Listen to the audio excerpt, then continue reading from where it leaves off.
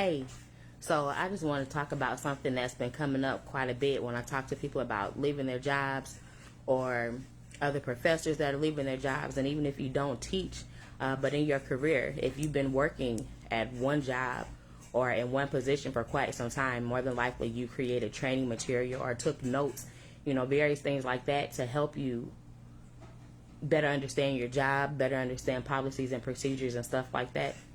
So the question has been coming up a lot, like if I'm a professor and I created the course and created the course materials and things like that, should I leave that for the next professor that's going to take over, or should I take my stuff and they have to figure it out themselves just like I had to figure it out, or should I sell my information to the school? And then even not being a professor, in my accounting position, I came up with a database that, helped better classify credit card purchases and things like that versus at one point people were turning in like hundreds of receipts at a time, like paper receipts stapled or taped to a piece of paper. And then you had to go through the process of scanning them, like a whole bunch of extra work for nothing. So I created a little database for people to upload their own information, which took a lot of work off of the accounting department itself.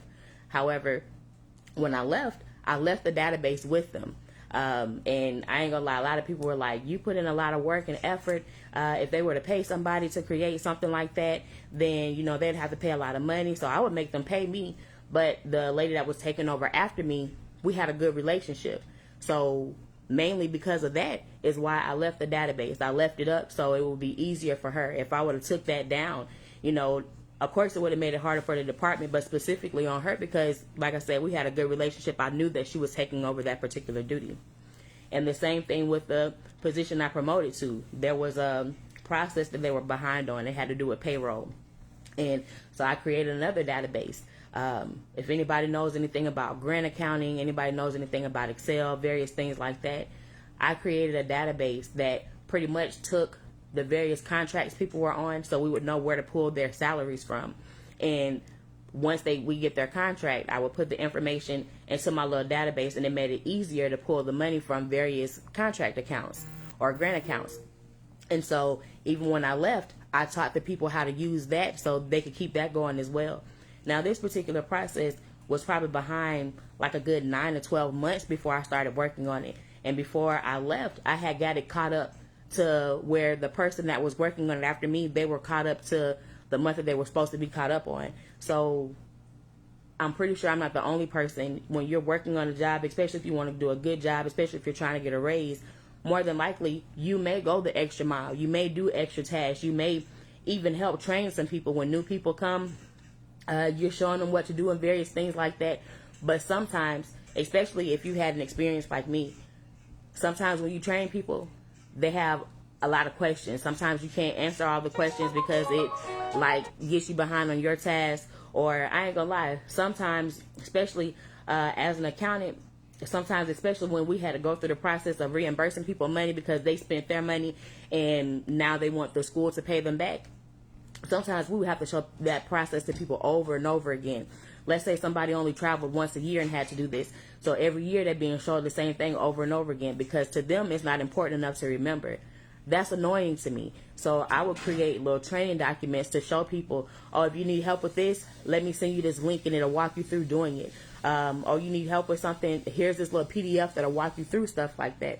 So no different than I would create material for my college students or the college courses that I was teaching. I will create training material for my jobs as well. And like I said, having different conversations with people, especially people that teach, there are a lot of questions on going around on, should I leave this information? Should I leave it for the next person? And for the most part, people in education, educators feel like knowledge should be free. They feel like you should just, if you know something, tell somebody something. If you can teach somebody something, go ahead and teach them. But the only people that feel like knowledge is free are the educators, the teachers, the professors, the people who are complaining about not getting paid enough. Those are the people who feel like knowledge should be free. Schools and colleges, they don't feel the same way. Even if it's a public school, they get a good amount of money per student that they have in the classroom. No different than colleges get a nice amount of money, even if it's coming from the federal government through student loans. They get a nice amount of money per person they have in the classroom. So especially in colleges, you can, add that up. I was having a conversation with somebody on Facebook earlier, and they were, pretty much same situation. I'm about to leave the school, and they're trying to hire somebody to teach my class last minute. Should I give them my information, or should they just have to start from scratch? And in a lot of these situations, people are underpaid. Most people work hard to get a raise, especially if you're teaching. You're working hard to achieve tenure. That's something that it doesn't prevent you from being fired, but it makes it harder for you to lose your job. You're supposed to have more job security. And, people really, spend sleepless nights trying to make sure they're in good standing, or doing research, or going the extra mile so they can get these promotions and get this job security. And some people never get that. And especially if you're at the doctoral level, you have multiple degrees, sometimes hundreds of thousands of dollars worth of debt. And especially if you don't have a full-time position, some of these people are making less than minimum wage. And it's not even those people. I was in that situation as well. If I wasn't teaching at least 5 or 6 classes per semester, I wasn't making a lot of money. And for the most part, people feel like, oh, you got your degree, you got a doctorate, stuff like that. They feel like, oh, you make good money. But all the time, that's not the case, especially in academia. There's so many people leaving because they don't make enough. But it's not that they're not valuable. The knowledge that they have is valuable. So valuable that they don't even want this lady to leave her information behind. For the most part, even in my situation, they want you to leave your information behind. But when you do the numbers, like let's say, even if the school is just charging $2,000 per course, at the graduate and doctoral level, a lot of times those prices are way more than that. But $2,000 is an easy number to work with. If they charge $2,000 a course and there's 20 students in that class, they're making $40,000 off of that one class. That's how much her knowledge is worth. More if they're charging more for tuition. So $40,000 per class. Most times on a college campus, a class is offered a good 3-4 different times. So 40 and 40 is 80, 80 and 80, $160,000 they're making off this lady if they offer that class 4 times. And that's $160,000 a semester, not a year. Often there are 3 semesters in college in a year. You have a fall semester, spring semester, summer semester. So if they offer her class 4 different times throughout those different terms, that's $160,000 3 different times. I can't really figure that out in my head, but that's way more money than most professors are making. That's way more money than most people are making, because we don't really realize how much our knowledge is worth. But even if you just look at college examples, this is a $1 billion industry just off of sharing what people know. And that's why I talk so much about whatever you're doing, whatever you know, if you turn it into a course or an ebook or something like that, people will buy it from you. People go into debt to learn stuff from a college because they feel like they need it. If you can present your knowledge, present your information in a way that people understand, oh, I need this to make me better, I need this to get from point A to B, then you can sell it as well. But that's just a prime example of how valuable our knowledge is, but we really don't even understand it. Because at a lot of jobs, you can't really quantify a dollar value for what it is that we offer. But in a college setting, because you know how much courses cost, because you know how many students are in the course, because you know how many times they offer the course, you can come up with a dollar value. And it doesn't matter if it's even a basket weaving course. If they're charging, tuition is usually the same regardless of what degree you're taking. So if you're paying thousands of dollars to attend, or somebody's paying thousands of dollars for the information that you put together, if the school can sell it, you can sell it as well. There may be a lot of people that are like, well, schools have big marketing teams and all this other stuff. But if you're on social media at any time throughout the day, they're marketing to you on social media. If you're on Google, they're marketing to you on Google and YouTube and TikTok and all the other stuff. So if this is something that you want to do, you can figure out how to do it. When you go to work, you got to figure out how to get your job done, because a lot of times when we get our on-the-job training, sometimes people tell us the wrong stuff. Sometimes they don't tell us everything that we need to do. Sometimes the way they do it is old and outdated, so it'd be easier for me to do it another way, but they never thought about it. So you can either keep doing it the old way or do it the easier new way that you came up with. But if you can go take the time to figure out how to make processes easier, make things run faster, bring in more money for the people that you work for, you can do the exact same thing for you. Because Like I said, even in that scenario with the class being $2,000, if there are 20 students in that class, that's $40,000 that the school makes just by offering that one class. How much could she make if she offered the class herself? And that's no different than me having an accounting background. Now I'm offering this program teaching accounting and bookkeeping. So if people take that course, me just having maybe 5 people sign up a month would be more than I was making working as an actual accountant. Way more than I was making working as an accounting professor, but I would still be teaching the same information. The only difference is instead of waiting on the school to find the students and waiting on the school to give me a check, I find the students myself and collect the money myself. And so the only thing that's really stopping you is just being uncomfortable with doing it. And a lot of my processes, I talk to you about finding other people to sell for you, finding other people to be an affiliate, finding other people to pretty much be your voice if you're uncomfortable with speaking or uncomfortable with doing marketing or uncomfortable with sales. You know, sometimes it sounds a little far-fetched to hire somebody, but for the most part, especially if you get paid by the month, if you get paid a monthly salary, you work for these folks a good 30 days before you even see any money.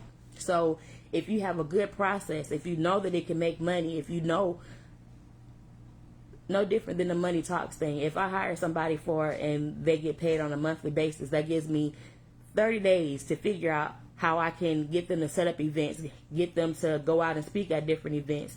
Or if you create your products and offer people to be an affiliate, then you can have them set up their own events and you just pay them to sell the products that you have. There really are so many ways to sell your own knowledge, even if you don't want to be the person to sell it yourself. But not doing it, sometimes we're our own worst enemy because we really don't realize how valuable our knowledge is. We don't realize how much people need our help. And, you know, if you look at colleges, you know, it's just generally accepted. You know, for most people, you're going to go to college. But somebody had to convince them of that. So the same with your products. When you put them out, let people know what you do. Show people that you do a good job. And the more you push your brand, the more people are aware of it, the more people will sign up.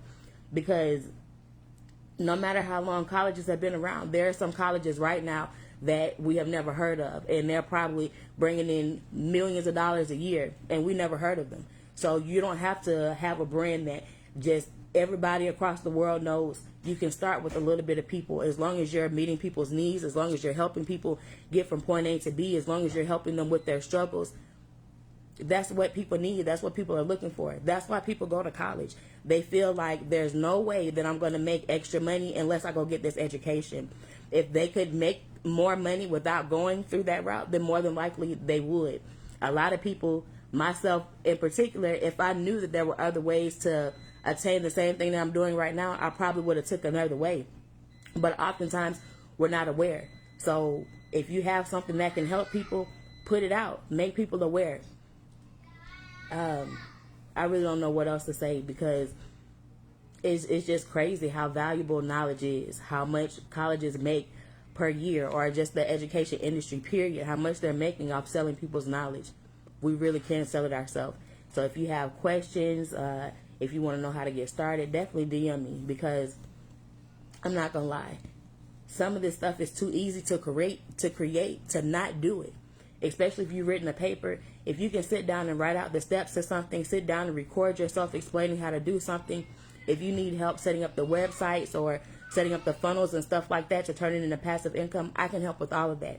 But not doing it, especially when you have something to share, especially when you know that you can help people, you're probably already helping people. You're on social media probably every day and somebody asks a question, you know, how can I cook this, or how can I potty train my kid, or how can I have better communication with my spouse, or, you know, how can I get over cheating, or how can I get over a divorce, or how can I save more money, or how can I get a car, how can I save up for a house, how can I fix my credit. Answering questions like that, whatever you're telling them in the post, write it down and make it a book, record it and make it a video, turn it into a course and walk people through it step by step.